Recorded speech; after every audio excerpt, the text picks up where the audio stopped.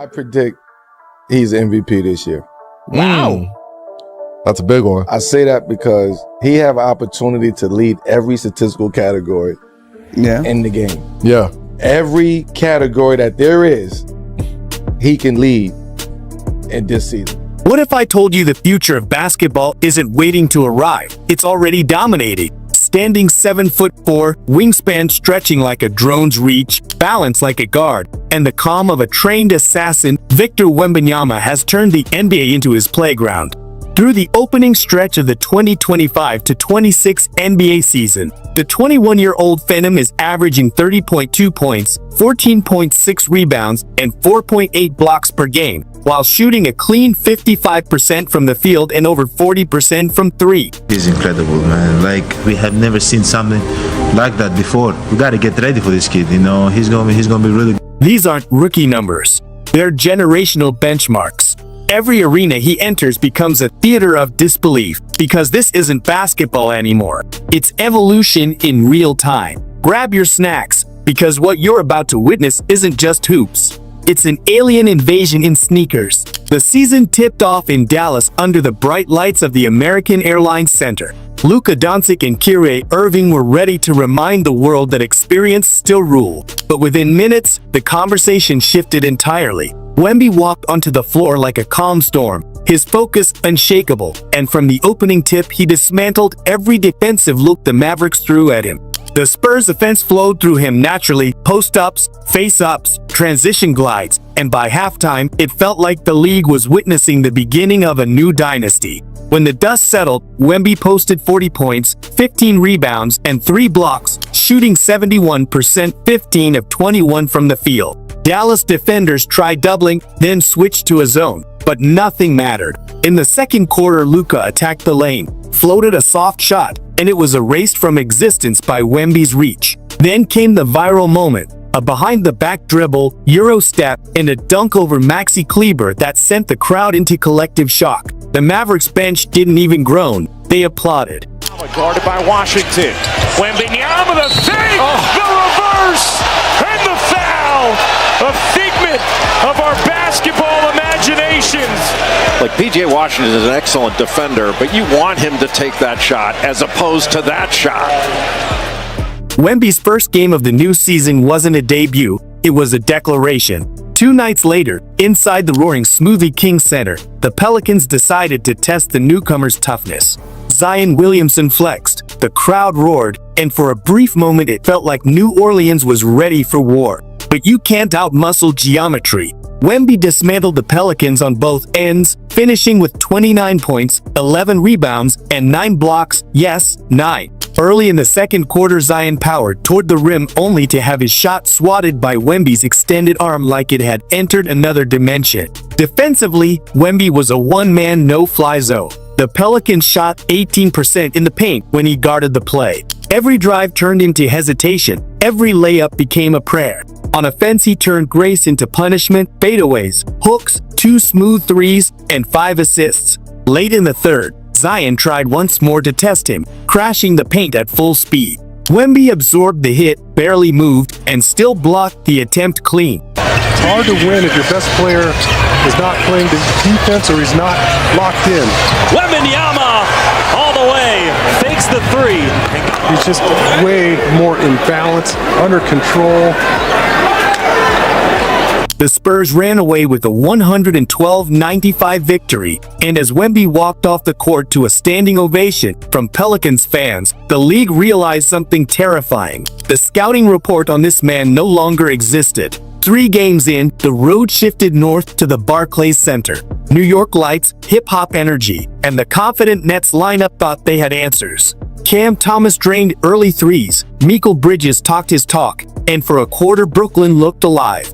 Then Wemby started playing chess on a checkers board. He dissected their defense possession by possession, finishing with 31 points, 14 rebounds, and 6 blocks on 60% shooting. By halftime, the Nets' strategy had collapsed. They couldn't drive, he blocked it. They couldn't shoot, he altered it. They couldn't breathe near the paint without second-guessing life choices. The highlight came in the third quarter, a spin move into a left-hand finish followed by a step-back jumper that made even Brooklyn fans applaud. Over the final 18 minutes, the Nets shot 2 for 17 in the paint, a statistic that looked fictional until you re-watched the footage. Barclays Center fell silent, the crowd shifting from hostility to reverence. The Spurs undefeated, baby. Got a dub over the Nets, 118-107. Yeah. I told you, the best player in the world, Mook. They don't want to talk about it. Nah, yeah, we're going to talk about the best player in the world in a little bit. Nah, yeah, he played in this game. Shout out to Wemby. 31, 14, and 4. These 30 balls ain't stopping, bro. Tee up the clip, loading the clip. Let's get to it. When the final buzzer sounded on a 121-104 Spurs win, Wemby walked off calm, collected, and unquestionably in control. Take it down to about 20 seconds if they want it. But the alley-oop is good! In crunch time! I thought Keldon might take his time here. Sees Victor, throws it up behind him. Victor has to reach back for it. The Spurs flew north again, landing in Toronto for what analysts predicted would be a defensive slugfest. The Raptors planned to crowd Wemby early, double team on the catch, and suffocate the paint. On paper, it was brilliant. On the court, it was comedy. Wemby answered with the most surgical performance of his young career. 24 points, 15 rebounds, 4 assists, and 1 block on a mind-bending 7 of 8 shooting 87.5%. There were no explosions, just control. Every possession felt like a masterclass in tempo. He grabbed rebounds, initiated fast breaks, and threaded passes to teammates like a seasoned point guard trapped in a skyscraper's body. When Scotty Barnes switched onto him, the mismatch looked absurd. Wemby's release point floated somewhere above the shot clock. In the third quarter, he scored or assisted on 10 of the Spurs' next 12 points, including a behind-the-back crossover into a soft hook that even Popovich couldn't help but grin at. Defensively, he didn't need to block shots to change the game. Toronto shot 33% at the rim when he was on the floor. The air itself seemed heavier around him, forcing guards to pull up earlier than usual. Wembanyama, the shovel pass. Castle! From Castle Hill! By the final horn, the Spurs had cruised to a 119-101 victory, their record now a flawless 4-0. After the game, Barnes admitted, "You can't prepare for that length," and Popovich, smiling, added, "He's learning when not to destroy people. That's how you know dominance has evolved, when restraint becomes part of the skill set." Those are 4 games that we're supposed to win, you know, like if we lost them, we would have been disappointed. And we need to keep the standard. So, but say we're where we want to be. Miami, the home of grit, culture, and defense, awaited the undefeated Spurs under the glow of Kaseya Center. Jimmy Butler, Bam Adebayo, and Eric Spoelstra's scheme were designed to test discipline against chaos. What unfolded was something else entirely. From the opening quarter, Wemby's composure broke Miami's rhythm. He scored his first 4 shots with ease, 2 mid-range jumpers, a post hook, and a thunderous putback. 10 points, 6 rebounds, and 2 blocks in the first 12 minutes, and he made it look effortless. Spoelstra adjusted in the second quarter, sending doubles and rotating zones, but Wemby read every trap. At halftime, he had 15 points, 9 rebounds, 3 assists, and 3 blocks, and the Spurs led by 8. The third quarter was pure artistry. Wemby caught the ball at the elbow, spun baseline, and dunked over Bam Adebayo with authority. I think really, Sean, kind of globalized the game and for us opened up our eyes. Oh, there's no question. Wow, that's nice. Johnson imploring his team to push. The cell drives the alley-oop. Top Victor with the one hand. Cocked it back. The crowd's gasp turned into applause. As the fourth quarter arrived, Jimmy Butler tried to summon playoff magic, cutting the lead to 5. Wemby answered with poise, a baseline fadeaway over 2 defenders, followed by 2 consecutive blocks on Butler in the same possession. The arena went silent. When the buzzer sounded, the scoreboard read Spurs 118, Heat 104. Wemby's line, 27 points, 18 rebounds, 6 assists, and 5 blocks. The Spurs bench erupted while the Miami crowd chanted MVP. And the Spurs are off to their greatest start ever. For the first time in franchise history, they start an NBA season. Feels incredible. This is years of work for all of us. And now finally trying to get the maturity and to get actual wins. We're not fans, so it feels great. Amazing. Even Butler conceded afterward, he's not normal. Bam added quietly, you can't even get a shot off clean. And Spoelstra, he summed it up. There's no scouting report for that. Look, the bottom line is, we were kind of uneven all night long, but there were two key possessions there going down the stretch where they got offensive rebounds, and then both those possessions end up in open threes. If we secure those rebounds, By then, the Heat defenders were arguing mid-play, unsure of what defense could possibly work. 5 games into the new season, Wembanyama's Spurs are undefeated, and his averages 30 points, 14 rebounds, 5 blocks, 4 assists belong in mythology, not a box score. Analysts compare his blend of efficiency, defense, and creativity to prime Hakeem Olajuwon, but with guard handles and a step-back 3. He's not adapting to the league. The league is recalibrating around him. Every highlight redefines possibility. Every possession stretches the boundaries of physics. Wemby isn't a center or a forward. He's a new category, the prototype of basketball 2.0, where height, agility, and IQ merge into perfection.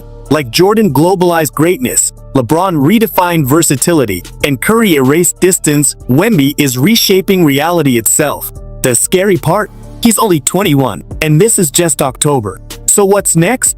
More dominance, more disbelief, and maybe, just maybe, the birth of a new era in San Antonio. If you're vibing with this breakdown, hit that like button, subscribe, and tell us in the comments, is Wemby the next face of the league, or the beginning of something completely new? Because one thing's for sure, the NBA isn't catching up to him, it's orbiting around him. Steph is an absolute monster. He's been that in this league. He's one of the greatest that's ever done it. So you're not going to stop him, and that's not what you're trying to do. You're just trying to make it as difficult as humanly possible. Stein, Durant knocked it away. McGee is handling the lob.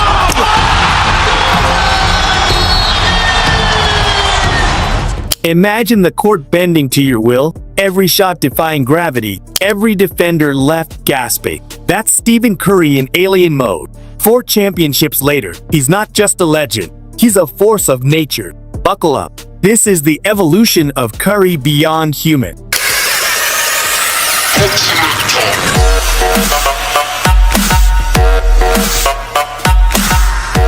Before he became the face of basketball's revolution, Stephen Curry was the kid everyone doubted. Too skinny, too short, too fragile for the NBA. Scouts called him a good college shooter, but not a franchise guy. Yeah, tell that to the record books. He started at Davidson College, a small school no one talked about, until he turned it into a March Madness highlight reel. Every game felt like a movie trailer, deep threes. 18 points for Brett, ties a career high. Curry's got another one. And Jim, watch his feet. Now that was a very difficult position to get yourself into to be able to get that shot off, but he squares up those feet.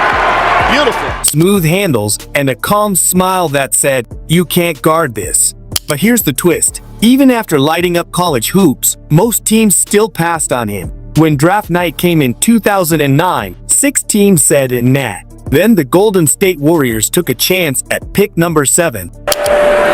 With the 7th pick in the 2009 NBA Draft, the Golden State Warriors select Stephen Curry from Davidson College.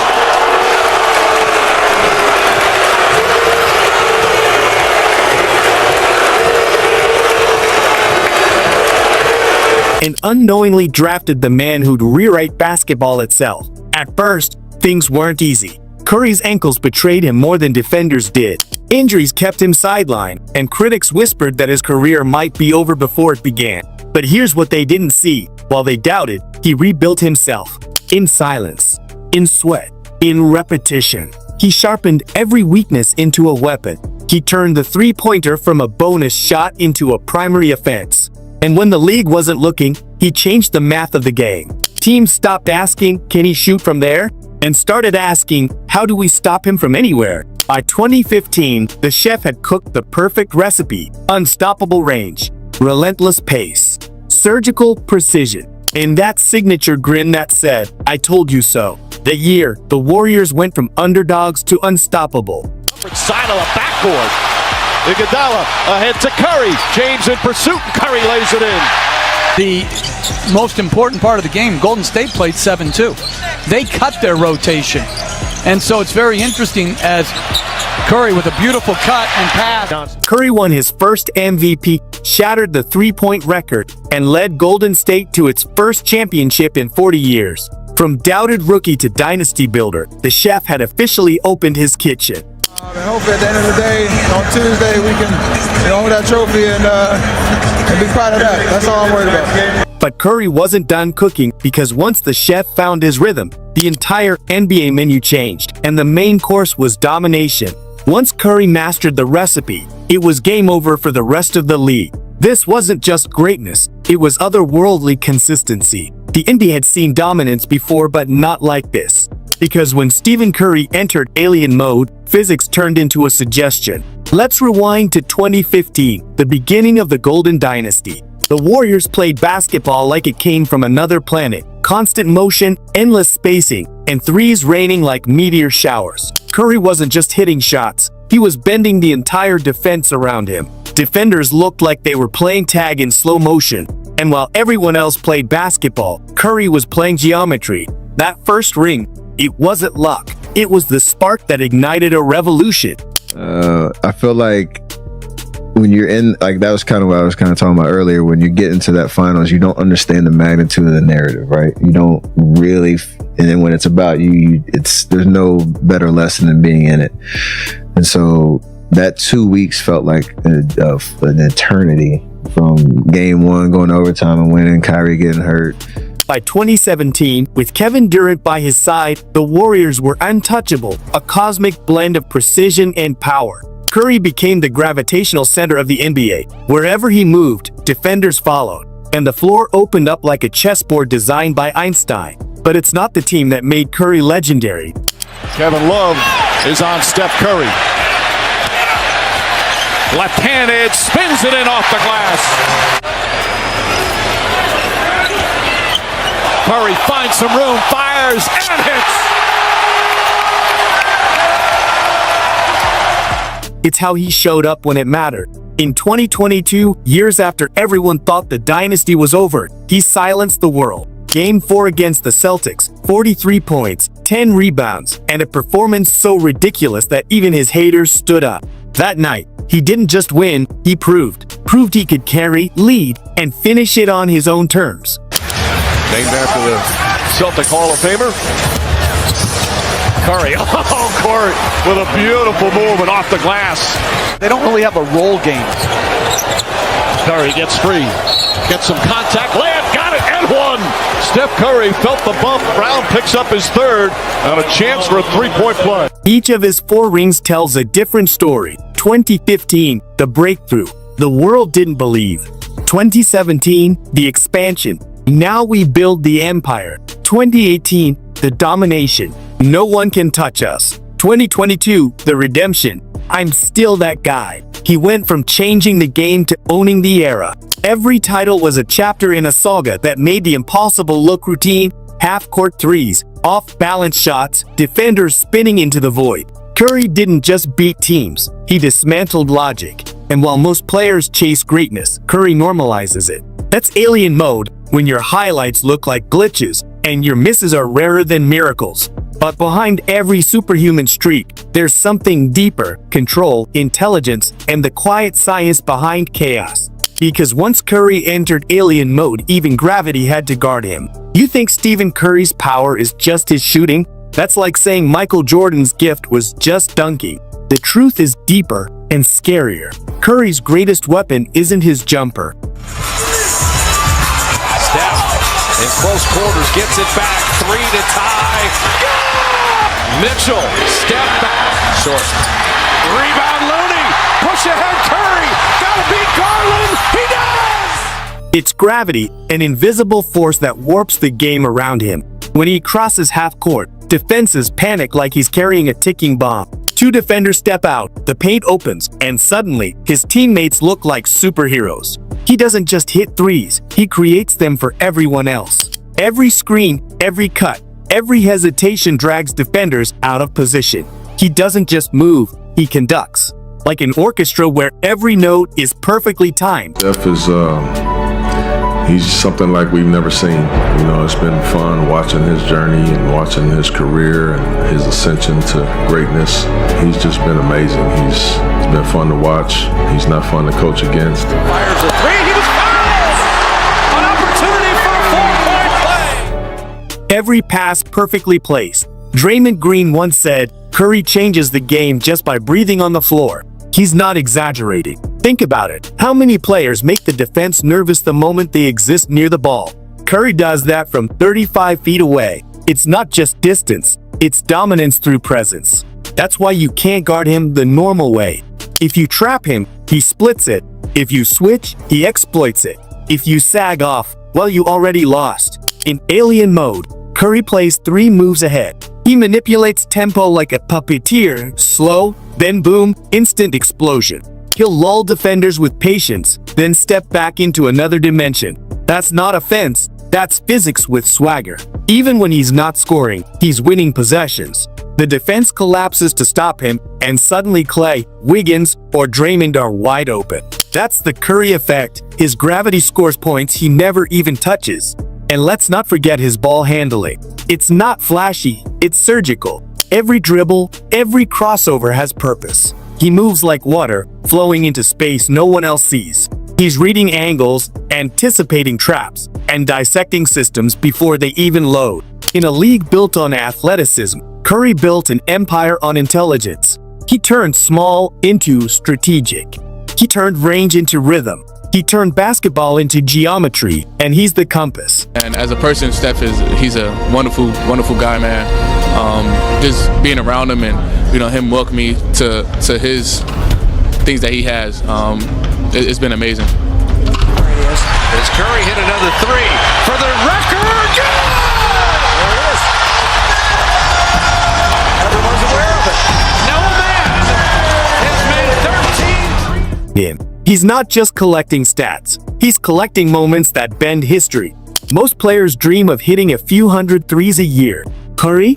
He turned 3,000 career three-pointers into a casual warm-up. He's the first player in NBA history to cross that line, and somehow, he's still stretching it farther every season. But it's not the milestones alone that define him. 2022 Finals? Game 4? Down 2-1 against Boston. Most players would crack. Curry dropped 43 points and shattered the Celtics' soul. That wasn't luck. That was decades of discipline converging into one perfect night. He's rewritten the record books, yes, but he's also rewritten the standard of greatness. At this point, Stephen Curry doesn't play for trophies. He plays for time. For every second that reminds the world, greatness doesn't fade, it evolves. When you've changed the game as much as he has, every dribble becomes a statement. Every shot, a reminder that the impossible can be routine. And he made us believe that genius could smile while it destroyed you. So, what's next for a man who's done everything? Simple. Keep creating chaos beautifully. Keep turning doubters into believers. Keep teaching the next generation that limits are illusions. I think for people who are NBA fans, you always see the big, strong, athletic, you know, extremely gifted guys that are like the stars and the people that people want to follow. And I think Steph was one of those guys. Came along, you know, 6'3", thin, a lot of skill, a lot of finesse, but an extreme competitor, an extremely hard worker, humble, you know, comes from a good family, cares about the right things, he lives his life about the right things, and I think that's what makes his legacy so special. He won't leave a void, he'll leave a vibration. A rhythm that echoes every time a ball hits the hardwood, every time a dreamer practices that step-back shot, every time someone dares to rewrite the rules. Because legends retire, but revolutions, they never stop moving. So when you ask what's next for Stephen Curry, maybe the better question is, what's next for us? So there you have it, Stephen Curry in alien mode. 4 championships deep, still pushing limits, still redefining what a superstar can do.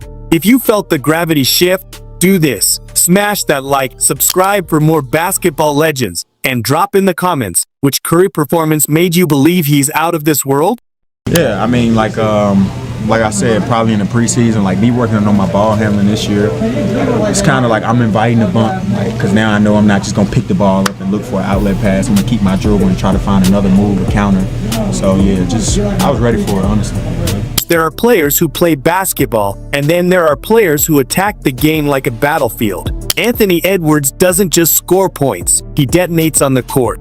With every leap, every drive, and every thunderous dunk, he sends a message. No one is safe under that rim. The NBA hasn't seen energy like this in years. He's not just an athlete, he's a phenomenon in motion. From the streets of Atlanta to the bright lights of the NBA, Anthony Edwards has risen as the embodiment of explosive brute force, a player whose raw power is only matched by his will to dominate. But behind that aggression lies a story built on pain, perseverance, and the hunger to be great. This is not just the rise of a basketball player, it's the evolution of a force that refuses to be contained. Because Anthony Edwards didn't just arrive, he exploded onto the scene, and the league will never be the same again. Edwards. Pull up J. Got it! Cold-blooded! Early life and background. Anthony Devontae Edwards was born on August 5, 2001, in Atlanta, Georgia. His childhood wasn't one of privilege or ease. It was marked by loss, struggle, and relentless determination. Growing up in a tough neighborhood, he faced challenges that could have easily broken him, but instead, they built him. As a kid, Anthony was a natural athlete. He first shined in football, playing as a running back with speed and strength that made him nearly unstoppable. Coaches thought he was destined for the NFL, but fate had other plans. Tragedy struck early in his life when he lost both his mother and grandmother to cancer within just 8 months. He was only in 8th grade, and that kind of pain leaves a mark. But for Anthony, it lit a fire. Every time he steps on the court, he carries their memory with him. He has said in interviews that he plays for them, that his energy, his power, his confidence all come from the 2 women who raised him. From that moment on, basketball wasn't just a sport. It was purpose. It was therapy. It was survival. Anthony's transformation from a multi-sport athlete to a basketball phenom began in high school. He attended Holy Spirit Preparatory School in Atlanta, and the moment he focused fully on basketball, everything changed. His athleticism was otherworldly. He wasn't just jumping, he was levitating. His dunks went viral, his scoring was effortless, and his confidence unmatched. Scouts and coaches started showing up just to witness the spectacle. By his senior year, Edwards was a 5-star recruit and ranked as one of the best shooting guards in the nation. But what separated him wasn't just skill, it was attitude. He played like every possession was personal. Teammates described him as funny and easygoing off the court, but the moment the whistle blew, he turned into something else entirely, a competitor with a chip so big it could crush anyone in front of him. By the time his high school career ended, he had become one of the most dominant prep players in the country, earning comparisons to legends like Dwayne Wade for his explosiveness and drive. Georgia Bulldogs era. When it came time to choose a college, Anthony Edwards shocked many by deciding to stay home and play for the University of Georgia instead of joining powerhouse programs like Kentucky or Duke. It was a bold choice, and it spoke volumes about his mindset.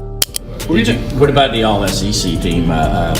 Coaches just came out, I think we were second on that. We were having a good discussion about why wouldn't he also be on the first team for general top 5 players in the top? I mean, I don't know. I mean, I'm happy to be a part of anything.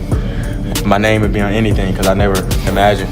So for my name to be on it is great. But like I said, I want my team to always be with me and have some type of accolade. He wanted to build his own path, not follow anyone else's. At Georgia, Edwards immediately became the centerpiece of the team. As a freshman, he averaged 19.1 points, 5.2 rebounds, and 2.8 assists per game, leading all Division I freshmen in scoring. His strength, speed, and shot-making ability made him nearly unguardable. One of his breakout performances came against Michigan State, where he dropped 37 points in a single game, showing the world what was coming. But with praise came criticism. Analysts said he relied too much on athleticism, that he needed more discipline. They called him raw. Edwards heard it all and smiled, because he knew what they didn't. Raw power, when refined, becomes unstoppable. And when he declared for the 2020 NBA draft, the basketball world braced itself for impact. NBA draft in Minnesota Timberwolves beginning. On November 18, 2020, Anthony Edwards was selected as the #1 overall pick in the NBA draft by the Minnesota Timberwolves. With the first pick in the 2020 NBA draft, the Minnesota Timberwolves select Anthony Edwards from the University of Georgia. So Anthony Edwards with his mother and grandmother with him there in spirit. It was the moment he had been working toward his entire life, but it didn't come without doubt. Critics questioned his dedication, some even saying he didn't love basketball enough.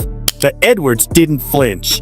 His response was pure confidence. I'm here to dominate. His rookie year wasn't easy. The Timberwolves struggled as a team, and Edwards had to adjust to the speed, physicality, and mental grind of the NBA. But even during those tough stretches, his flashes of brilliance were undeniable. In just his first season, he delivered one of the most iconic dunks in recent memory, the poster over Yuta Watanabe, a moment that instantly went viral and announced his arrival as one of the most athletic players in the league. By the end of his rookie year, Edwards averaged over 19 points per game and finished second in Rookie of the Year voting. What was once potential was now production. The kid from Atlanta had arrived, and he wasn't slowing down. The evolution of his game. As the seasons went on, Anthony Edwards began to evolve beyond just highlight plays. His transformation from raw talent to refined superstar was remarkable. He improved his shooting, decision-making, and defense, turning weaknesses into strengths.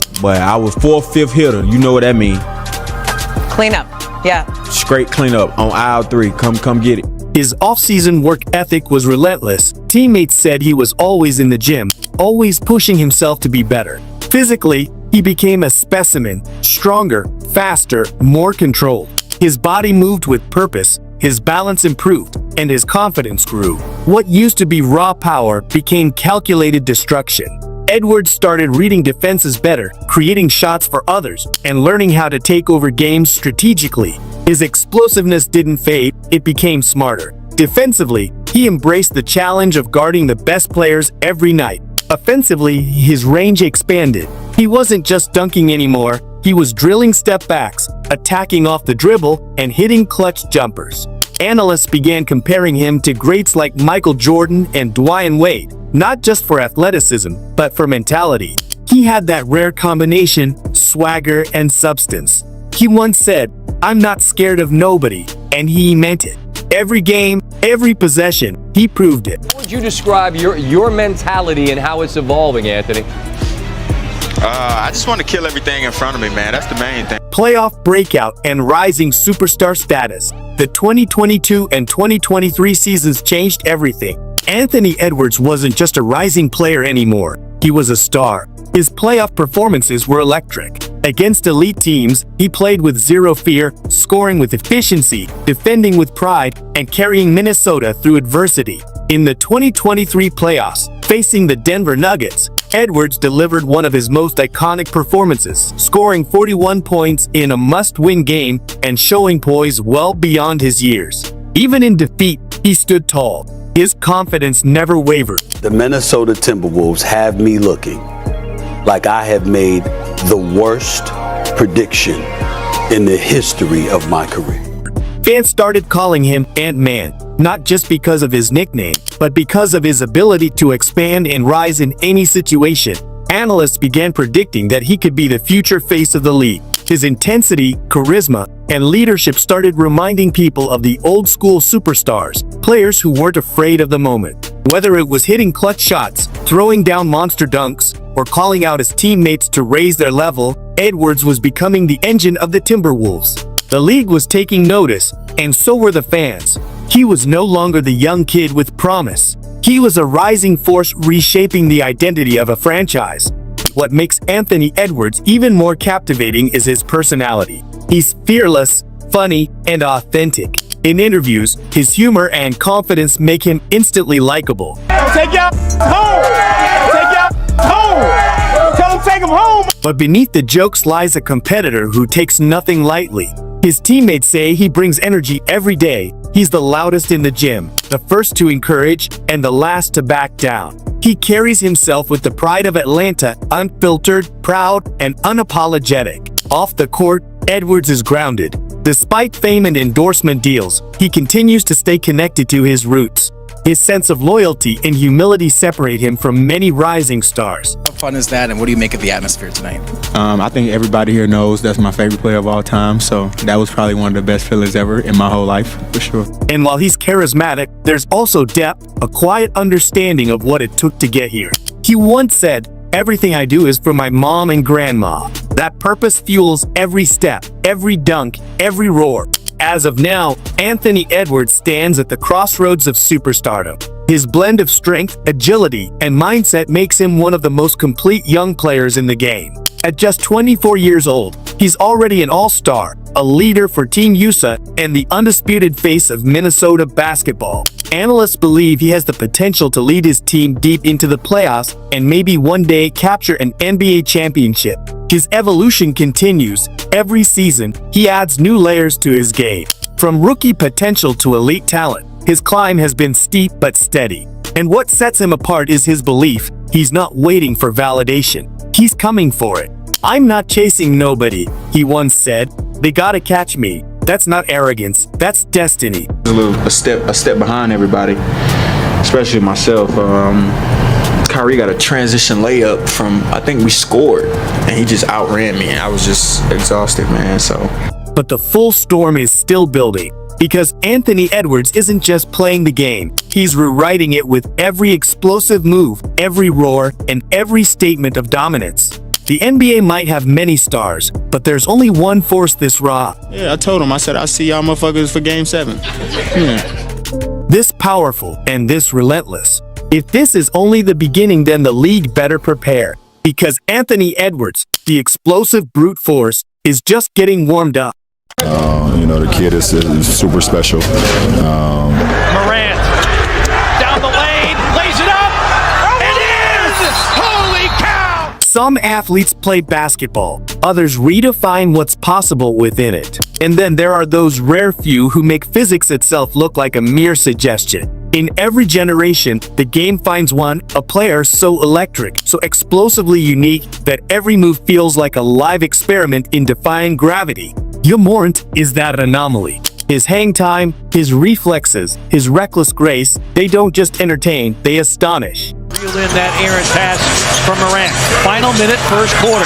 Shot clock at 10. Morant for three. Bingo!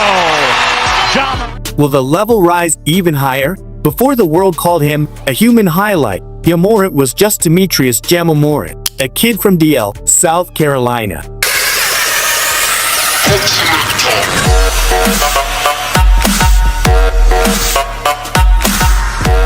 Born on August 10, 1999, he grew up in a small town with big dreams. His father, T. Morant, had once shared the court with Ray Allen before injuries ended his career. I probably had a basketball in my hand like 2, maybe 3 years old, whenever he was able to hold one. His mother, Jamie, was a basketball player herself, strong, fast, and competitive.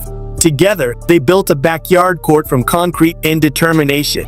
It wasn't fancy, it wasn't polished, but that little court would become the launchpad for one of the most breathtaking athletes basketball has ever seen. But the world didn't notice, not at first. It wasn't one of those hyped-up prodigies covered by ESPN in high school. He was small, overlooked, and absent from every national ranking. Yet, in every empty gym, he worked like he was being watched. He trained with bricks in his backpack, jumping, sprinting, and dunking until his legs gave out. I was worried about his athleticism, because he wasn't dunking. So that's when I got this big tractor tie in the backyard. So after every drill, I had him jumping on it 25 times. And then after that, the bounce got crazy.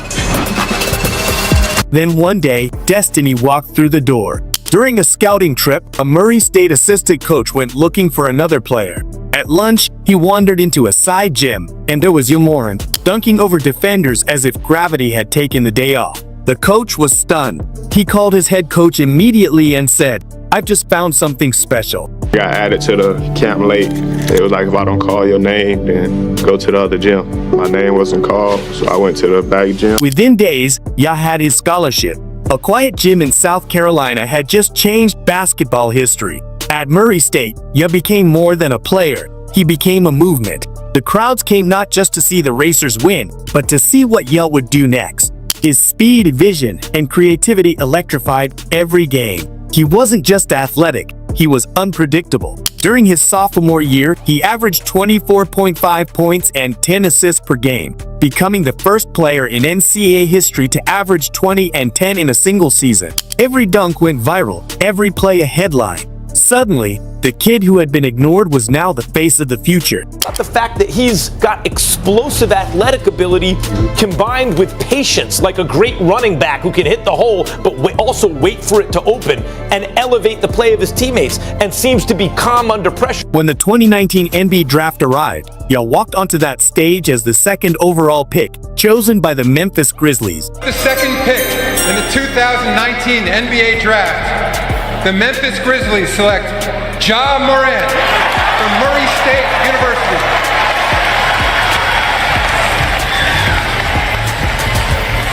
A small market team hungry for a new identity. From day one, he delivered. His rookie season was a shockwave through the league. He didn't play like a rookie.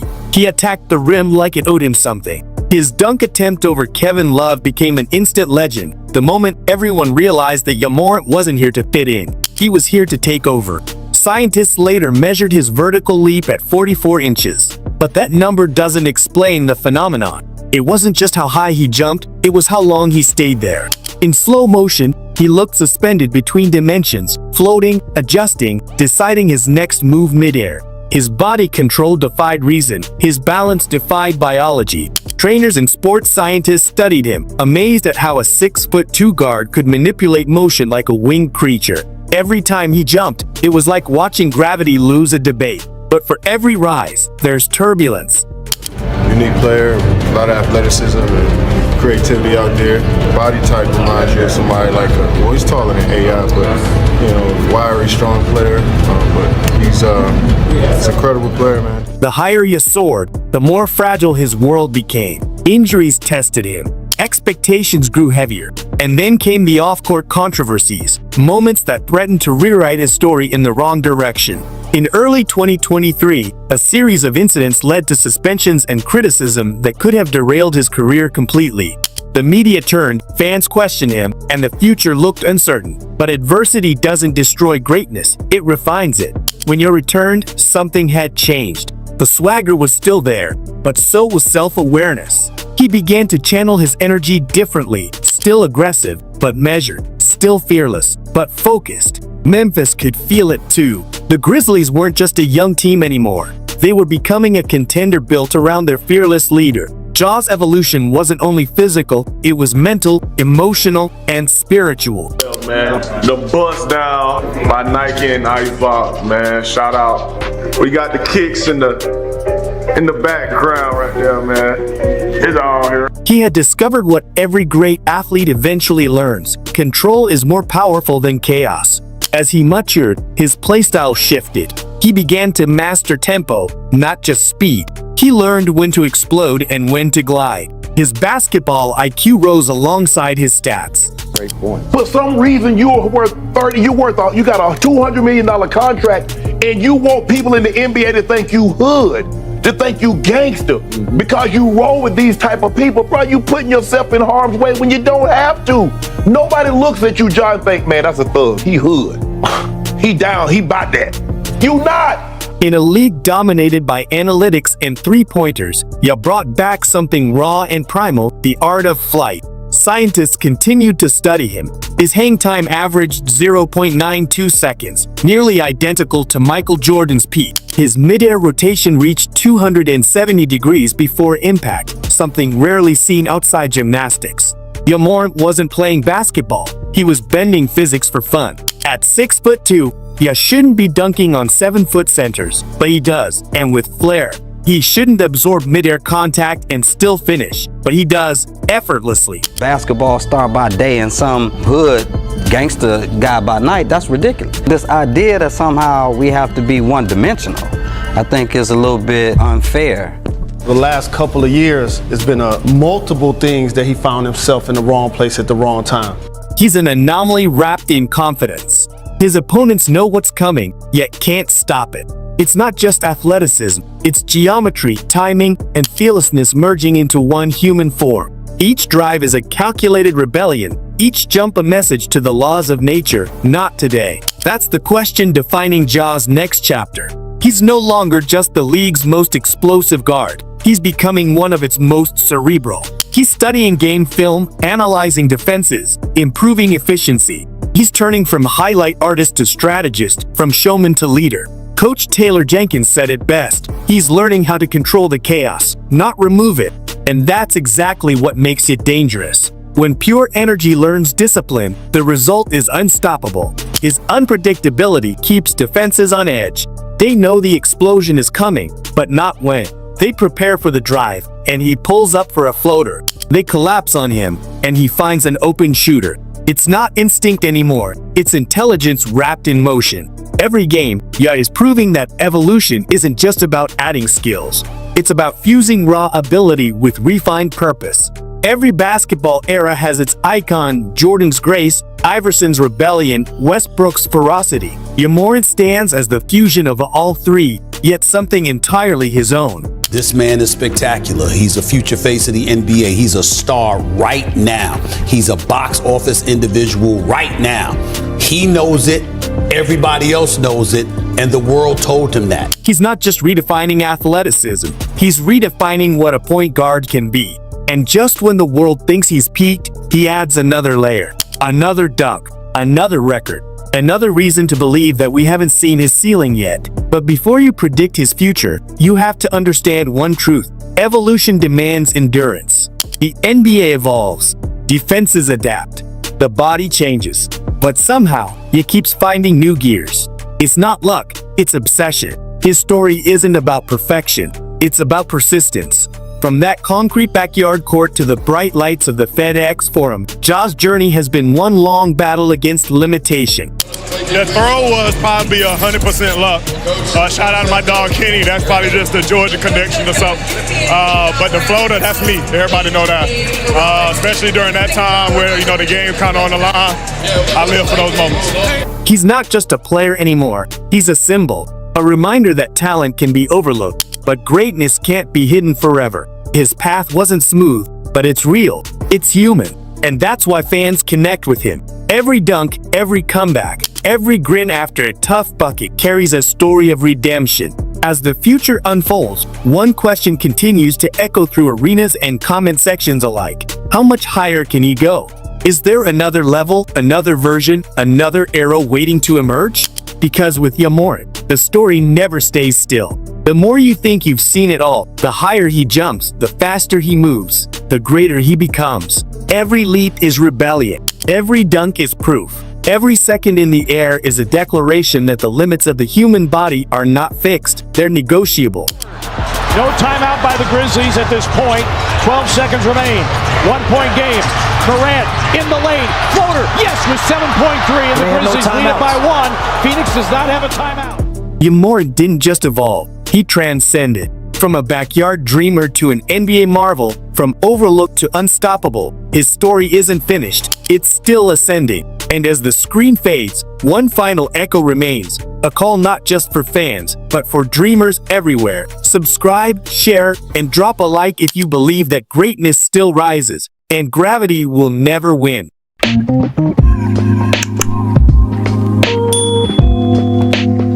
In every era, there's one player who bends time itself. Jordan ruled the 90s. Kobe ruled the 2000s. But then came LeBron James, the man who refused to age, refused to fade, and refused to stop breaking the game's logic. If you take his name off his stats, you're gonna be like, yo, this is the greatest player of all time. I always feel like I'm the best to ever play this game.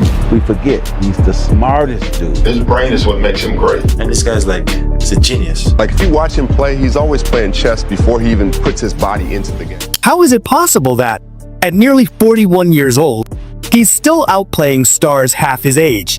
This isn't luck. This isn't genetics. This is strategy. The Eternal King didn't just play basketball, he rewrote the manual on greatness. Buckle up, because this is not just a highlight reel. It's a masterclass in human evolution. Let's start with the question everyone's afraid to ask. How the hell is LeBron still doing this?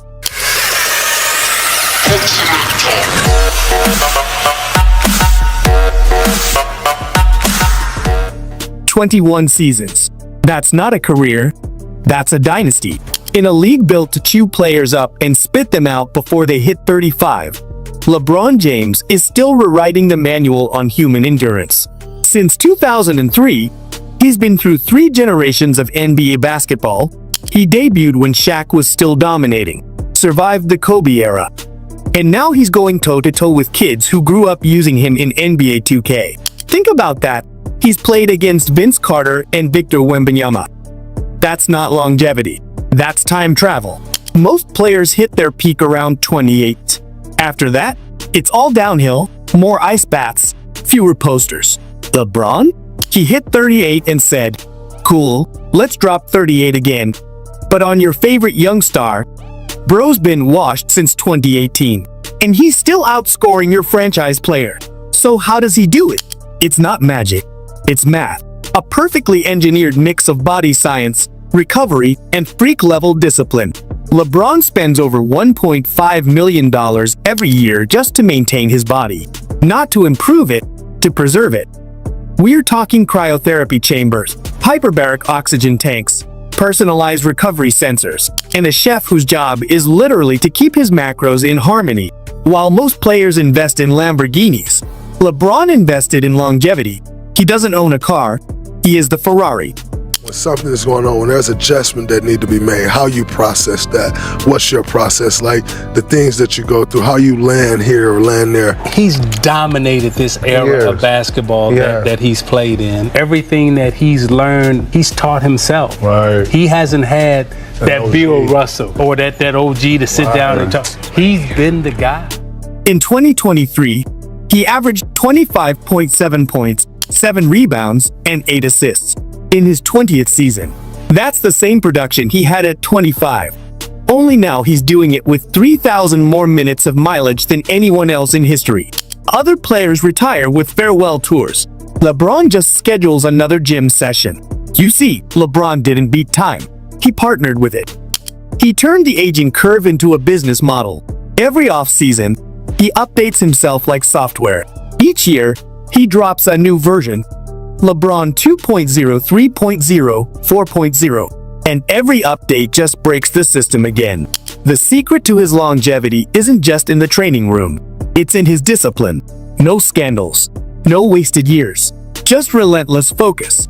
My athleticism goes down a little bit. I knew I could expand my game up early on. There was a lot of just speed and just jumping and then figuring it out. As you get smarter and smarter, you say, okay, well, teams now know that they can kind of key in on these things. So how can I make sure that I'm unguardable? Because greatness isn't built in moments, it's built in maintenance. 21 seasons later, he's not chasing records. He's chasing consistency. And in a league obsessed with peaks, LeBron became the mountain. Because behind the body, there's the empire. And that's where things get really interesting. They say Father Time is undefeated. But apparently, nobody told LeBron James. Because while other players are fighting the clock, LeBron hired it as part of his team. And the secret weapon? A billion-dollar body built from science, obsession, and more discipline than a Navy SEAL on leg day. Every year, LeBron spends over $1.5 million just maintaining himself. And no, not on jewelry, not on cars, not on tequila. On his body. Cryotherapy chambers. Hyperbaric oxygen pods. Custom sleep chambers that make his bedroom look like Iron Man's lab. You name it, he's tried it. The man probably has a recovery playlist longer than his highlight reel. LeBron isn't training to get stronger. He's training to stay perfectly functional. Every movement, every meal, every hour of sleep is optimized. His chef measures sodium levels like it's a NASA mission. His trainer tracks joint angles with infrared sensors. You think you know what discipline is? LeBron's version comes with data analytics. Meanwhile, some rookies are still eating hot Cheetos before games. In his late 30s, LeBron isn't supposed to be flying down the lane like a superhero. He's supposed to be slowing down, coaching, mentoring, coasting. But instead, he's still averaging over 25 points per game. Let that sink in. He's outproducing 24-year-olds while carrying more mileage than a used Tesla. Age 38 season.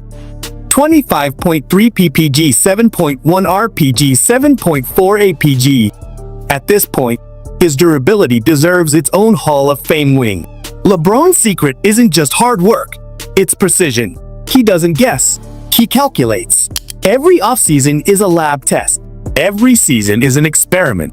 He once said, "If you stay ready, you don't have to get ready." That's not motivation, that's maintenance philosophy. And here's the irony.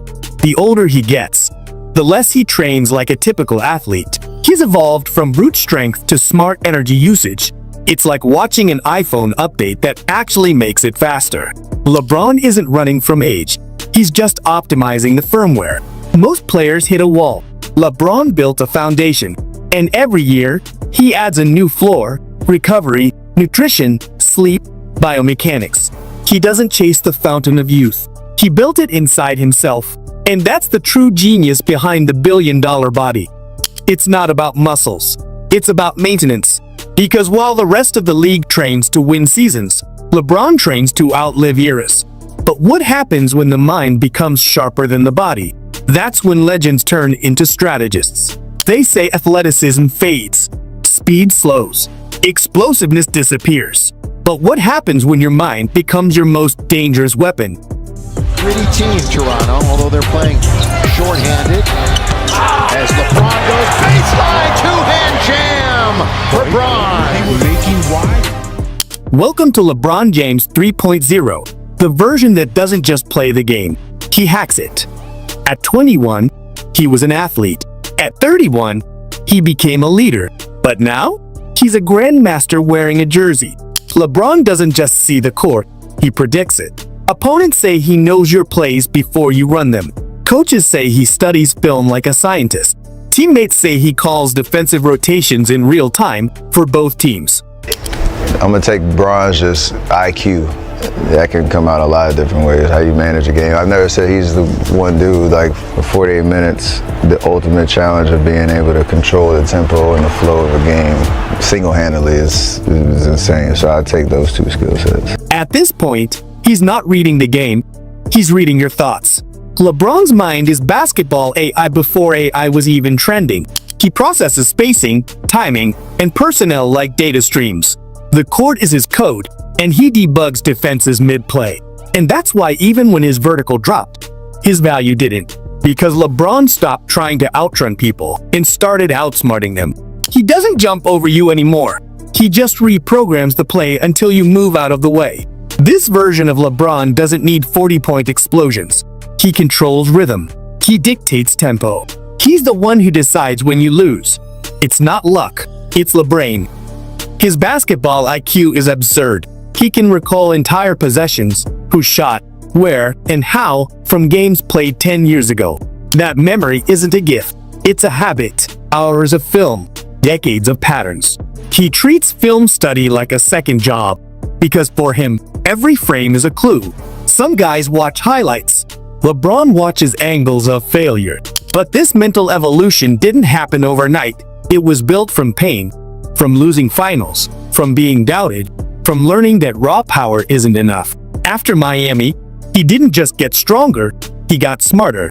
After Cleveland, he didn't just become a champion, he became a strategist. And with the Lakers, he became something even greater, a teacher of greatness. Now, every move he makes isn't just for the win, it's for the next generation. He's mentoring while competing, coaching while still destroying defenses. LeBron's not playing the game anymore. He's designing it for whoever comes next. The physical king conquered the league, but the mental king? He conquered time. Because when your IQ outlives your athleticism, you don't retire. You evolve. And while the mind controls the court, off the court, the empire keeps growing. Most players build a career. LeBron James built an empire. He's not just surviving after 20 seasons. He's multiplying. Every dunk, every decision, every dollar, all of it feeds the machine of an empire that stretches far beyond the court. Let's get one thing straight. LeBron isn't playing checkers with fame. He's playing 4D Monopoly. While most stars buy cars and mansions, LeBron buys influence. He invests in ownership. We are talking about Spring Hill Entertainment, his own media company valued at $725 million, the creative force behind Space Jam, A New Legacy, The Shop, and multiple Netflix and Amazon productions. He's not just in front of the camera. He owns the camera, while other players post interviews. LeBron produces them, but the empire doesn't stop in Hollywood. LeBron's portfolio is a masterclass in smart diversification. He's a co-owner of Fenway Sports Group, which means he owns stakes in the Boston Red Sox, Liverpool FC, and AC Milan. He turned a simple endorsement with Blaze Pizza into a $30 million investment. That's right, the guy turned pizza into passive income. Some play for rings. LeBron plays for equity. And it's not just about money, it's about meaning.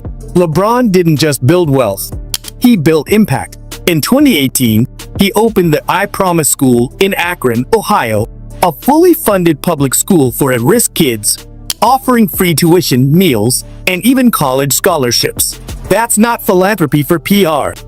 That's legacy engineering. He knows that real kings don't build castles. They build kingdoms where others can grow. LeBron also changed the blueprint for athlete empowerment. He created his own management company, Clutch Sports Group, with Rich Paul, and together they flipped the power structure of the NBA. Now, players negotiate their own destinies. Play longer because it's kids. That's his new motivation. I gotta stay here another 2 years, get Bronny in this, and then I'm out of here. They don't wait for opportunities, they own them. If the NBA were chess, LeBron made the players kings, and the agents billionaires. And here's the wildest part. He's done all this while still averaging 25-7-7 on the court. LeBron isn't juggling careers. He's blending them. Basketball, business, culture, education. They all orbit around his gravitational pull. He's become more than an athlete. He's a brand of excellence. And every move he makes is calculated to echo long after he leaves the game. LeBron James doesn't chase legacy. He builds it, brick by brick, decision by decision. When the final buzzer of his career sounds, he won't just leave behind stats and banners. He'll leave a blueprint for every athlete who dreams of being more than the game. And that's the true power of the empire beyond the court. You can retire your jersey, but you can't retire influence. You could feel it, the weight of 20 years collapsing into one shot. That wasn't just a bucket, it was a statement. Consistency is the new greatness, because greatness isn't about one night, or one ring, or one finals MVP. It's about doing it over and over and over again until the impossible becomes your normal. LeBron didn't just change how players play. He changed how they think, how they invest, how they lead, how they grow. He turned the modern athlete into a brand, a movement, a mindset. Every kid who now says I'm more than an athlete owes a royalty check to LeBron James. And now, as his own son Bronny enters the league, LeBron's story is about to become something we've never seen before. A father passing the crown on the same court where he built it. This isn't the end of an era. It's the continuation of a legacy that proves time doesn't have to take from you. You can take from time. So what's the secret of the eternal king? It's not his body. It's not his mind. It's his ability to evolve, to grow when others plateau, to adapt when others fall, to reinvent when others repeat. Because legends dominate moments. Icons define eras. A reminder that greatness isn't about the highlights. It's about the habits behind them. So next time you see him dunk at 40, remember, that's not defying age. That's mastering time. Because kings don't retire. They just evolve. This is the secrets of the eternal king. If you learned something new today, hit that like button, subscribe, and join the Court of Legends. Because we're just getting started. I think everybody's been a unicorn over the last few years, but he's more like an alien. 7'5", high release point, elevation on his jump shot, quickness, footwork. That's the scariest thing that we've ever seen. They called him the alien, and for good reason. Standing over 7 feet tall with a wingspan stretching beyond imagination, Victor Wembanyama isn't just another basketball player. He's a glimpse into the future of the sport. When he stepped onto the NBA hardwood, fans didn't just see a rookie. They saw evolution in motion. His balance, coordination, and fluid movement defy physics. His defense feels like a force field. His offense, a blend of grace and chaos. But behind every effortless move lies years of preparation, sacrifice, and pressure unlike anything a teenager should endure. Before he became the unstoppable force reshaping the game, Victor had to conquer expectations so massive they could crush most players before they even began. This is not just the story of a young man rising to stardom, it's the story of how basketball itself is changing forever. Victor Wembanyama was born on January 4, 2004, in La Chesnay, France, a small suburb just outside Paris. His athleticism wasn't a coincidence, it was in his blood. His father, Felix Wembanyama, was a former track and field athlete specializing in the long jump, while his mother, Elodie Di Fodero, was a basketball player and later a coach. Growing up in such an environment, sports weren't just encouraged, they were a way of life. From a young age, Victor towered over his peers. Yet, what truly separated him wasn't just height, it was coordination. Comparable to anyone, and this is why I don't think any comparison is accurate, because my goal is really to be one of a kind, and I know I'm gonna be. Instead of relying solely on size, his parents focused on agility, skill, and understanding of the game. His mother often emphasized fundamentals, dribbling, passing, and balance, while his father trained his body to stay flexible and strong. Coaches at local club Nanter 92 quickly realized they were witnessing something special. Even as a teenager, Wembanyama could handle the ball like a guard and block shots like a seasoned center. The combination was rare, almost unnatural, and it was clear, this kid was destined for more than just French basketball. The French prodigy takes shape by the time Victor turned 15. The whispers around French basketball circles had grown louder. D'une certaine façon, j'ai jamais vraiment commencé le basket. J'ai toujours été plongé dedans, même dès mon plus jeune âge, avec ma mère qui était coach et une famille de sportifs en général. Donc j'ai toujours eu un ballon entre les mains et pratiqué du basket, pas forcément régulièrement, mais j'ai toujours su jouer en tout cas.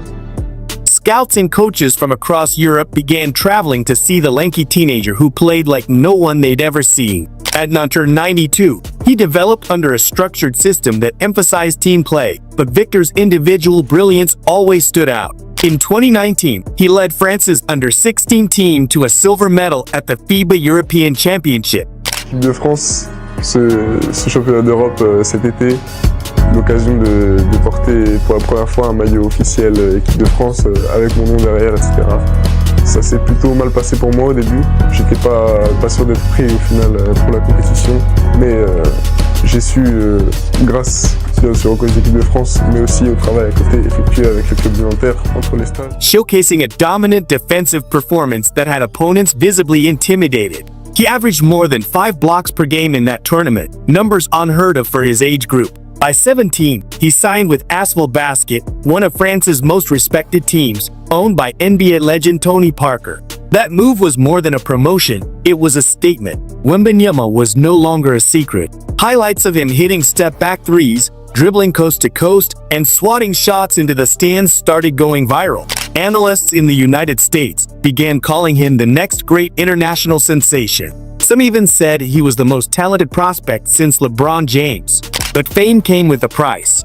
The weight of global attention was heavy, and Victor had to learn how to carry it while still just a teenager. A breakthrough season when Wembanyama joined Metropolitans 92 in 2022 under coach Vincent Collet. It marked the beginning of his true evolution. The decision shocked many. Why not head straight to the NBA? But Victor had a vision. He wanted to refine every part of his game before stepping into the league. Under Collett's mentorship, he was given complete creative freedom. And what followed changed everything. In the 2022-2023 season, he averaged over 20 points, 10 rebounds, and 3 blocks per game in France's top professional league. Since he's been in the NBA, but he's been in the league forever. Hey, now!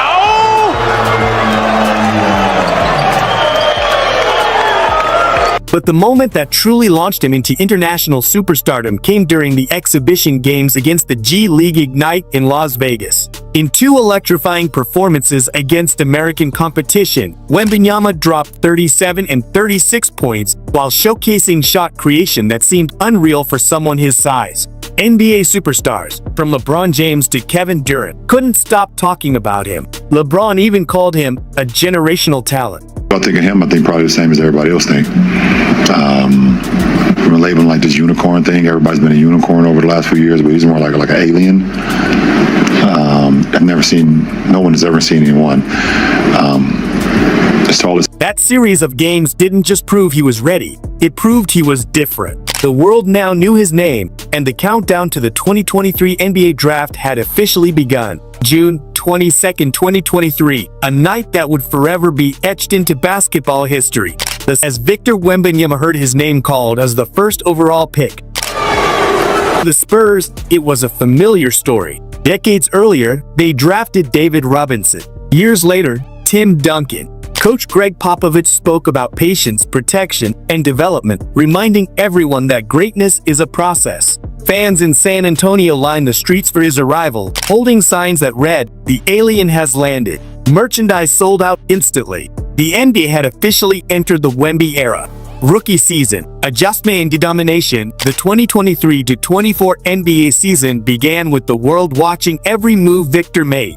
His debut was filled with anticipation, flashes of brilliance mixed with moments of rookie adjustment. But it didn't take long for him to silence any doubts. In just his fifth game, he dropped 38 points against the Phoenix Suns, leading the Spurs to a stunning win. Overnight, highlight reels exploded. His blocks defied gravity. His dunks echoed through arenas. Defensively, Wembanyama became an instant game changer. Opponents began altering their entire offensive strategy to avoid his reach. Analysts marveled at his ability to switch onto guards, protect the rim, and stretch the floor on offense. He wasn't just tall, he was smart, disciplined, and strategic. So good that he could just shut down. For the next season, he would still be the #1 draft. Yeah, so maybe that's the thing. He doesn't need to play too many games and maybe get injured. Exactly. Playing just in regular minutes in the French league. Once per week. Yeah. In French league, with no expectations, with no travels around Europe, with commercial flights. He will have more time to work with his skills, to get ready for the draft, to take care of his body, which is exceptional. Every possession felt like a chess match, and Victor was already a few moves ahead. As the season progressed, his stats climbed, and his presence became undeniable. He finished among league leaders in blocks per game and was a strong contender for Rookie of the Year. Beyond numbers, though, it was his demeanor that impressed everyone. When asked about expectations, he calmly replied, "Game is taking us this far. You know what I'm saying? We got 7'5" dudes who's able to do everything on the court. You know, the league's really in trouble when he comes in. He has the chance to be one of the best, not in his age or not in Europe, one of the best to ever play this game." Pressure is a privilege. That mindset showed maturity beyond his years. By his second season, something had changed. Wembanyama didn't just look comfortable, he looked dominant. The once lanky teenager had added muscle and confidence. His offensive game expanded, his jump shot grew more consistent, and his playmaking vision improved dramatically. The Spurs began running their entire system through him, and it worked. He started recording stat lines reminiscent of legends, 30 points, 12 rebounds, and 5 blocks in a single night. Analysts noted his combination of offense and defense was unlike anything in the modern era. He wasn't just altering shots, he was altering the way teams prepared. Players spoke about how his presence changed the geometry of the court. His ability to cover ground, defend the perimeter, and protect the rim simultaneously made him nearly impossible to scheme against. Off the court, his work ethic became legendary. Teammates described him as the first to arrive at practice and the last to leave. He's going to be good. It's still early in the season, obviously, but once he figures out where he's going to be getting his shots and reading defenses, I think he's going to be good. I feel like he got more aggressive, like a more aggressive mentality as he started this season off. He'll just keep getting better. He studied film relentlessly, not just of his games, but of greats like Duncan, Garnett, and Olajuwon. By the 2024-25 season, the Wemby effect had taken over the league, proving that evolution in basketball wasn't a concept anymore, it had a face. Beyond THE court, THE Brando F. Wembanyama, while his on-court dominance was undeniable, Victor's influence extended far beyond basketball. His calm charisma, intelligence, and unique style quickly made him one of the most marketable athletes in the world. Major brands lined up for partnerships, not just for his performance, but for what he represented: discipline, innovation, and authenticity.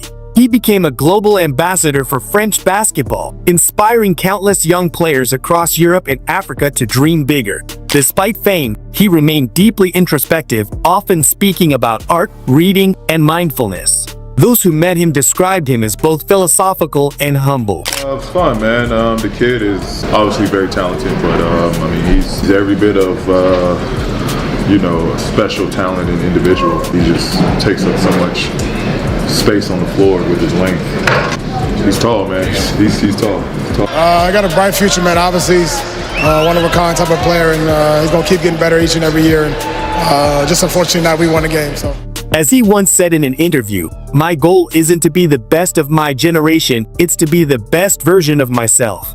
From the quiet suburbs of France to the roaring arenas of the NBA, Victor Wembanyama's journey is the story of transformation, not just of a player, but of the game itself. He entered the league as a mystery, a phenomenon too good to be real. Yet, he's proving every day that evolution doesn't wait for permission. The era where an alien didn't invade the game. He became its new definition. The evolution of Victor Wembanyama, entry of an unstoppable force, isn't just a title, it's a prophecy. Because if this is evolution, what comes next might just be revolution. Steph Curry is the greatest shooter God has ever created. The great thing about LeBron, he brings it every single night for 20 years. Right. I would say the hardest player in the NBA to guard is probably Shea. He's just always been super smart, super cerebral. He's just always aggressive. He's always a threat out there every time you guard him. He's fine-tuning this game in many different ways. The 2025-26 NBA season is here, and it feels different. The storylines are deeper, the stakes are higher, and the balance of power has never been more fragile. This year isn't just about championships. It's about legacies, redemption, and the rise of the next era. 10 players stand at the center of it all, each capable of changing everything we think we know about basketball. From Luka Doncic's relentless quest for his first ring to LeBron James possibly entering his final campaign, and Victor Wembanyama's rise as the new face of the league, this season has no shortage of drama. So today, let's break down the 10 players who can define the 2025-26 season. We'll uncover what makes each of them critical, their key storylines, the stats to watch, and what's truly at stake for their careers and franchises. 1. Luka Doncic. Luka Doncic starts this season with more pressure than ever before. After leading Dallas deep into the playoffs last year and nearly reaching the finals, the Mavericks retooled around him with a stronger supporting cast. Luka is no longer the young phantom. He's the cornerstone expected to deliver. His dominance isn't in question. Last season, he averaged close to 34 points, 9 rebounds, and 9 assists, making him one of the most statistically complete players in history. But now the question is simple. Can he turn those numbers into a championship? If Luka leads Dallas to 55+ wins or another deep playoff run, he doesn't just define this season, he defines the MVP race. The 2025-26 season might be the one that cements Luka Doncic not just as a superstar, but as the next global face of the NBA. 2. LeBron James. LeBron James enters his 22nd NBA season and what might be his last. I've appreciated LeBron from day one. I think what first hit me was how he was able to limit the noise that he allowed into his head when many in your profession would criticize him every single night. The whispers of a second decision are everywhere. Will he finally retire? Will he join his son Bronny if he makes the Lakers roster full-time? Or will he shock everyone by continuing even longer? At 40 years old, LeBron remains the ultimate outlier, still averaging 25 points, 7 rebounds, and 8 assists, leading a Lakers team that continues to live and die by his presence. LeBron James with some last-second advice for Bronny James making his NBA debut. Out of the timeout. Oh, LeBron James! Major flush! This season, it's not just about stats. It's about the moment. Every game could feel like history in motion. The stat to track, minutes per game, and availability. If LeBron can stay healthy while leading the Lakers into playoff contention, it could be one of the greatest age 40 seasons ever. But if injuries or fatigue catch up, fans may be watching the sunset of the greatest career ever. Whatever happens, LeBron's every decision, whether to retire, keep playing, or move teams, will dominate headlines. The entire NBA world is watching how how this story ends. 3. Nikola Jokic. Nikola Jokic continues to redefine what it means to be a modern big man. After securing his third MVP and leading Denver to another deep playoff run, he's now seen as the standard for excellence, the player everyone else measures themselves against. This season, the narrative around Jokic isn't about surprise or breakout, it's about sustained dominance. He's the anchor of a Denver team that runs like clockwork when he's on the court. Westbrook finds Jokic cutting to the basket, lost it momentarily, gets it back behind the back to Gordon, who puts it in. Nikola Jokic with a spectacular assist, and Gordon has 31. His combination of scoring, rebounding, and playmaking makes him nearly unstoppable. But the challenge is depth. The Nuggets supporting cast is thinner after offseason changes. If Jokic can carry them through that, maintaining elite performance despite roster turnover, he may not only repeat as MVP, but redefine the center position for good. In short, Jokic doesn't just dominate, he stabilizes the entire league's balance. 4. Victor Wembanyama. Victor Wembanyama has the world watching him. Standing 7'4" with guard skills, his rookie year was electric, averaging nearly 22 points, 10 rebounds, and 3 blocks per game. But this season, the spotlight burns even brighter. The biggest question, can Wemby stay healthy? San Antonio has built the team around him, and his physical development will determine how far they go. His defensive presence alone changes the geometry of the game. Last season, opponents shot 12% worse at the rim when guarded by him. Every time Wemby takes the floor, he represents the NBA's future, a blend of size, skill, and versatility we've never seen before. 5. Giannis Antetokounmpo. Giannis enters 2025-26 hungrier than ever. After a disappointing playoff exit and questions about his team's chemistry, he's determined to prove Milwaukee still belongs at the top of the East. Giannis's drive has always been his greatest weapon. Gordon and Brook Lopez in the 17th. Guys who just still love to play. Counted on a foul. Antetokounmpo. Last season, he averaged 30 points, 11 rebounds, and 6 assists, continuing to dominate both ends. Now, with a deeper supporting cast and better spacing, expect the bounce-back campaign. If Giannis returns to MVP form and Milwaukee wins 60 games, he'll reestablish himself as the league's most unstoppable physical presence. His energy defines not only the Bucks, but the identity of the Eastern Conference itself. 6.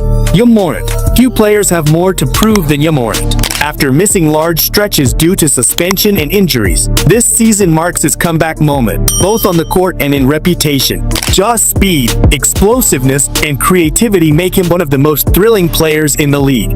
But for Memphis, the biggest question isn't his talent, it's availability. The team's entire offensive identity collapses when he's absent. If Morant can stay disciplined, healthy, and locked in, he could easily return to all NBA form. And for the Grizzlies, that might mean another top 4 seed in the West. His redemption arc could be one of the league's most powerful stories this season. 7. Stephen Curry. Stephen Curry might be 37, but his impact remains timeless. The Warriors' dynasty has aged, but as long as Curry is healthy, they remain dangerous. Last season, he averaged 26 points per game while still shooting over 40% from 3, proving that his shooting gravity remains unmatched. However, the real story now is about legacy and transition. Will Golden State double down on one last title run, or begin the process of moving into a new era? If Curry lets one more playoff surge, it could be the ultimate veteran comeback story. One of my biggest regrets, and Steph, I'm sure you would have been the light-skinned man either way. You was gonna be the light-skinned man, you know what I'm saying? That was destined for you. But I feel like when you came to the Garden, if not, this might quietly mark the closing chapter of an era that defined modern basketball. 8. Shai Gilgeous-Alexander. Shai Gilgeous-Alexander is quietly becoming one of the league's most complete players. Last season, he finished top 3 in MVP voting while leading Oklahoma City to one of the best records in the West. This year, the Thunder's rise continues. With a young, talented core around him, Shai's leadership and poise make him the engine behind the NBA's most exciting rebuild. If Oklahoma City pushes into the top 3 again, it'll be because Shai continues to evolve into a calm, calculated assassin, proving that leadership doesn't always have to be loud. 9. Anthony Edwards. Anthony Edwards is no longer the league's best-kept secret. He's become a superstar in real time, and this season could make him one of the faces of the NBA. At just 24, Edwards has already shown flashes of dominance, averaging 27 points per game while guarding the opponent's best players. His confidence, charisma, and work ethic make him Minnesota's emotional leader. The stat to watch: defensive win shares and field goal efficiency. When Ant is locked in on both ends, the Timberwolves look unstoppable.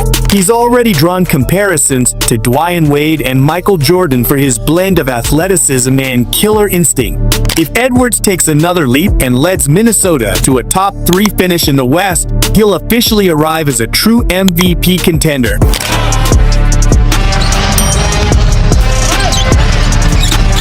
Here's Murray, checking Edwards. Edwards, he had ill intentions on that drive. The symbol of the NBA's next generation. 10. Anthony Davis. For Anthony Davis, every season begins with the same question: can he stay healthy? Because when he is, there's almost no one like him. Davis remains one of the most impactful two-way players in the league. Last year, he ranked top 5 in blocks per game and top 10 in field goal percentage. His ability to protect the rim and stretch the floor makes him the Lakers' most valuable piece. With LeBron nearing the end, Davis must embrace the leadership mantle. All eyes are on Anthony Davis right now. Listen, again, nobody's questioning that he's injured. We wouldn't do that to that brother. You know, he's not that kind of man. If he can play, you know, he wants to be out there. He wants to play. But I'm just telling you, people are looking at him like, okay, what do you do to take care of yourself during the season? Do you stretch enough? What are you doing to take care of yourself during the off season? Remember, he came on first take. This could be the season that defines his legacy, not just as LeBron's teammate, but as the face of the Lakers moving forward. Beyond the headlines, a few under-the-radar names could steal the spotlight. Tyrese Halliburton continues to rise as one of the best passers in the league, leading Indiana's offense with surgical precision. Better job of getting open. Misses. Halliburton the rebound. 9 seconds. They do have a timeout. Carlisle's going to let him play. Halliburton steps back and hits. Jalen Brunson is New York's hero, capable of turning the Knicks into a real threat in the East. For the lead. Oh yeah! Jalen Brunson from downtown. Chet Holmgren could challenge Wemby as the next great big man. Jason Tatum seeks his first MVP, and Donovan Mitchell enters a contract year that could reshape his career. These players might not define the season individually, but their breakout moments could rewrite playoff storylines before our eyes. So the question is simple: who will define this season? Will it be the veteran rewriting history? The young phenom rising to power? Or the underdog breaking through? Whatever the outcome, one thing is certain: this season will be remembered as the moment when the NBA's past, present, and future finally collided. If you enjoyed this breakdown, don't forget to hit like, subscribe, and tell us, which of these 10 players do you think will define the 2025-26 season? There are nights in the NBA when greatness feels routine, yet it still leaves you breathless. The Golden State Warriors' recent showdown against the Portland Trail Blazers was one of those nights, a classic example of how Stephen Curry can turn an ordinary regular season game into a statement of pure basketball artistry. The Warriors came in struggling for rhythm early, their shots misfiring, and the energy seemingly flat.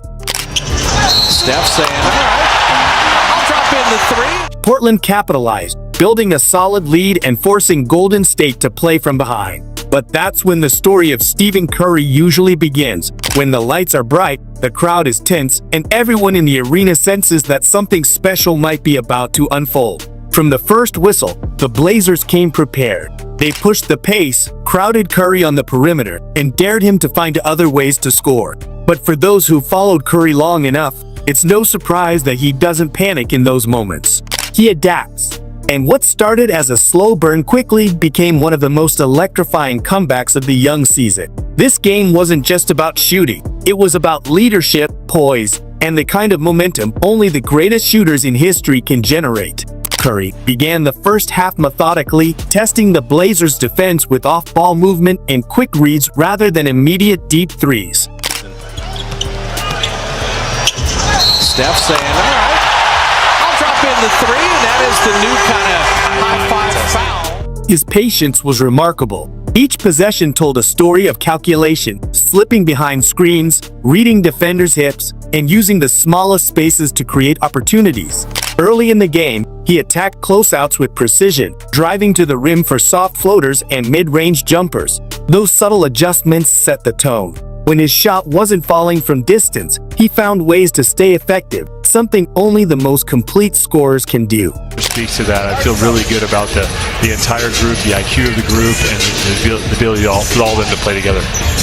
You mentioned it in your media availability after Jonathan Kuminga signed that win to hit the... By halftime, his numbers weren't eye-popping, a few assists, a couple of threes, and solid drives, but anyone who's watched enough Warriors basketball knows what's coming. Historically, Curry's scoring average spikes significantly in third quarters when trailing at half. It's a trademark pattern. He absorbs, adjusts, and then detonates.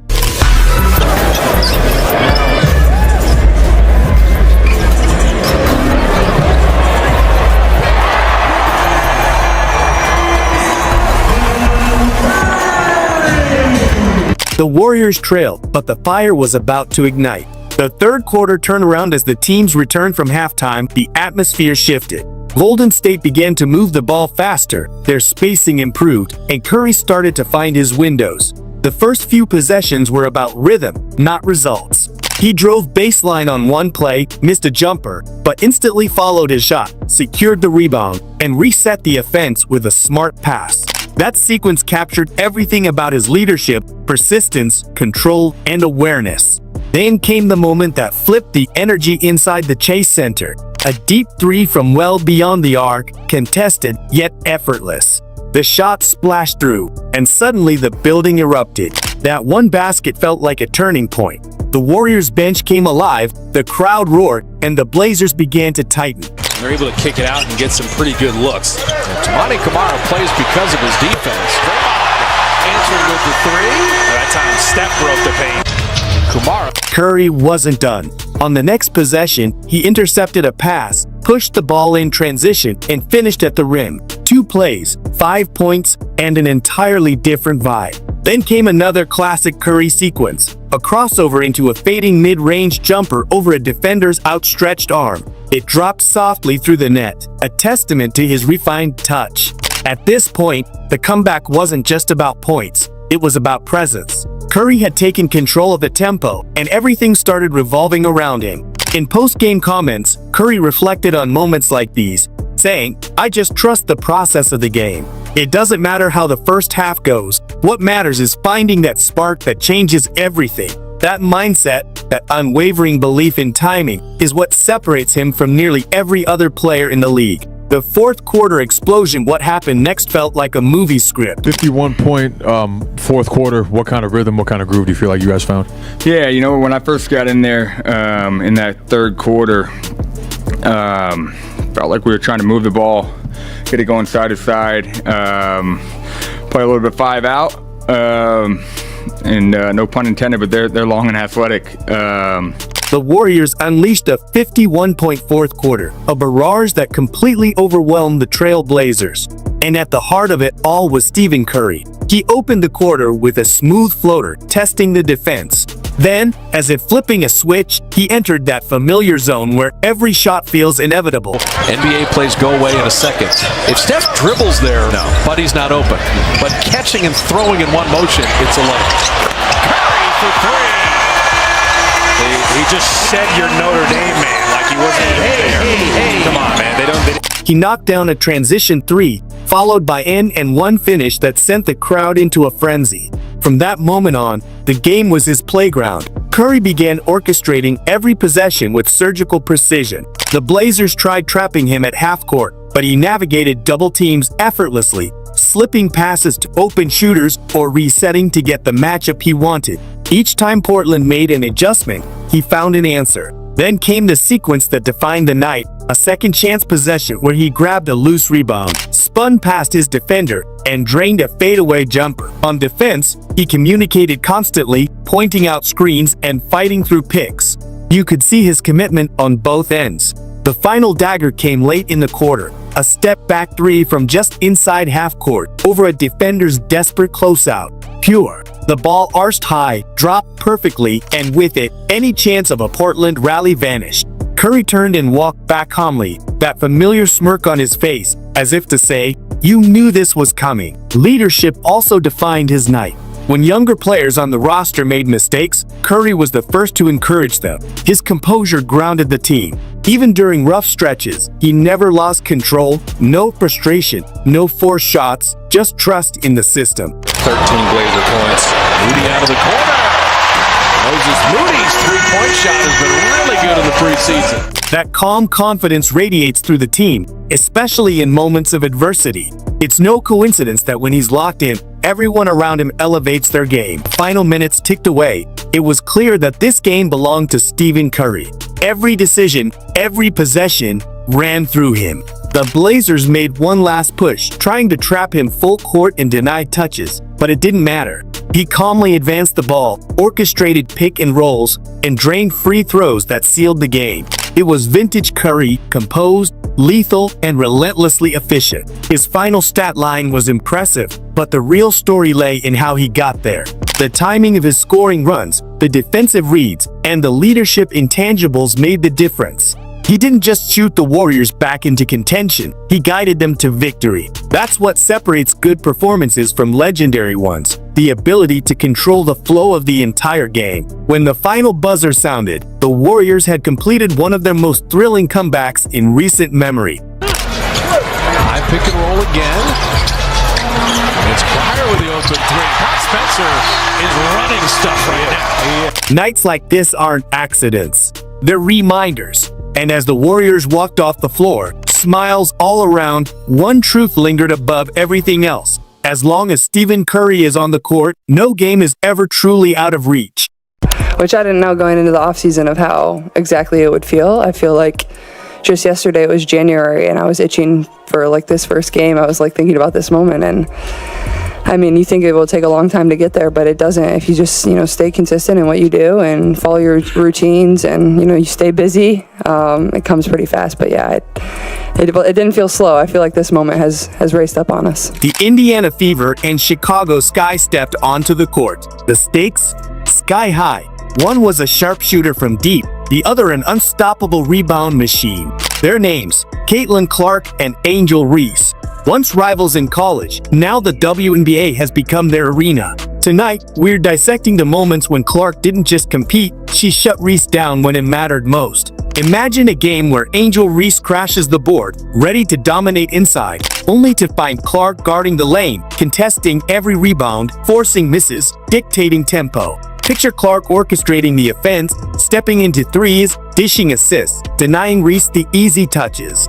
These aren't hypothetical scenes. These are real matchups, real pressure, real moments when Clark held the upper hand. In this video/script, we examine each WNBA matchup. And Clark.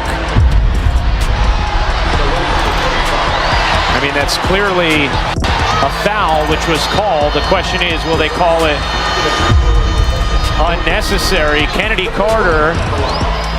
Where Clark outperformed, outthought, or out-physicalized Reese. We'll bring in data, head-to-head stats, individual game logs, key plays.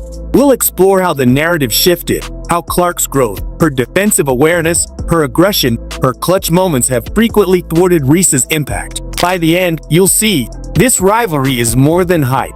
It's a chess match, and in several WNBA games so far, Clark has declared checkmate. To appreciate the magnitude of shutting down, you must understand the origins. Caitlin Clark from Iowa and Angel Reese from LSU first crossed paths repeatedly in NCAA play. Knows a ring is coming.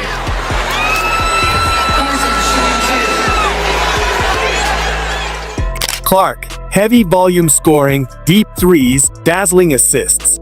Reese, physical inside presence, rebounding beast, dominating paint play. Their style clash was obvious. In the 2023 NCAA championship game, LSU defeated Iowa. Reese grabbed double-digit rebounds. Clark put up high scoring, but could not overcome LSU's physicality and mental edge. That game solidified Reese's reputation as an interior dominator, Clark's as a scoring creator. But the rivalry had more layers. Later matchups saw Clark begin to adapt. In the Elite Eight 2024, Iowa beat LSU. Clark poured in 41 points, had strong assists, while Reese still dominated the boards. But that game marked Clark's ability to take over when stakes are highest. When both entered the WNBA, Clark with Indiana Fever, Reese with Chicago Sky, expectations exploded. Media, fans, commentators predicted that their clash would define a generation. Would Reese continue to bully inside? Could Clark stretch the floor, force switches, punish defenses, limit Reese's touches? The tension was real. The rivalry's personalities fuel the drama. Reese's swagger, her "you can't see me" gestures in college. Clark's steady intensity, focus on execution. Neither backs down. Both want to lead their teams. Both want the spotlight. That college history carries into each WNBA game, and when Clark shuts down Reese in one of those games, it's not just stats. It's revenge, narrative, dominance.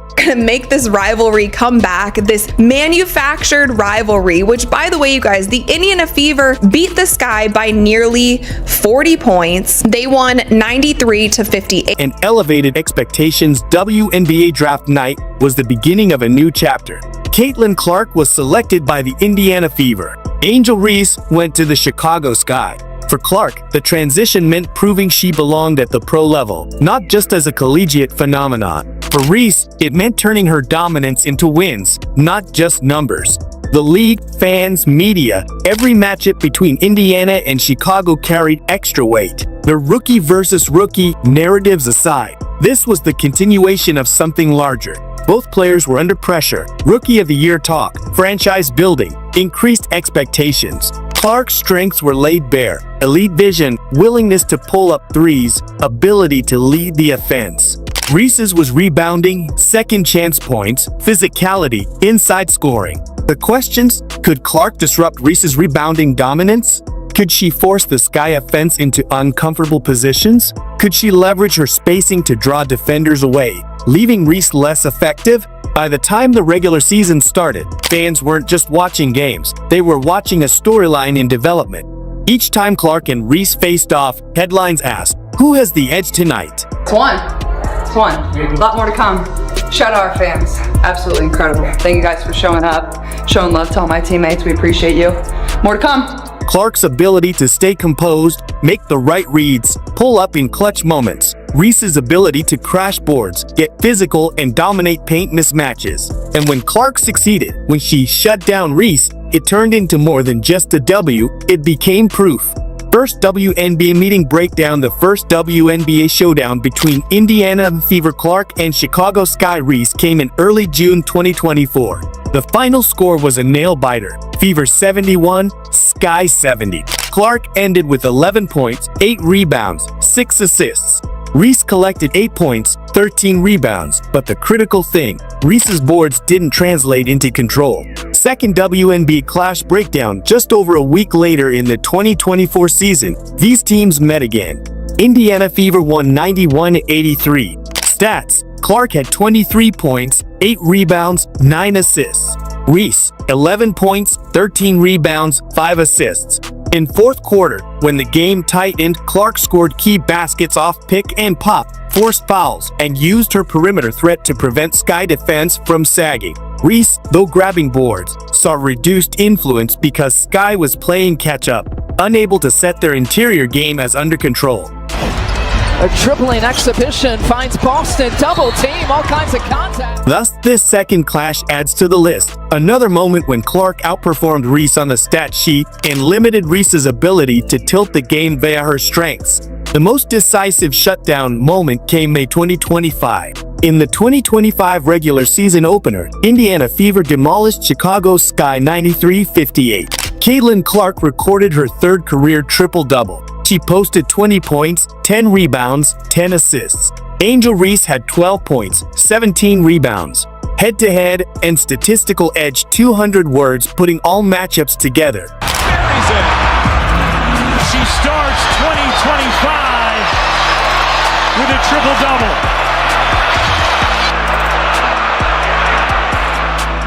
The head-to-head record in WNBA shows Clark with the upper hand. Sources tracking multiple games indicate Clark has won 3 out of 4 WNBA games versus Reese. On average, Clark scores around 20.5 points per game in those matchups.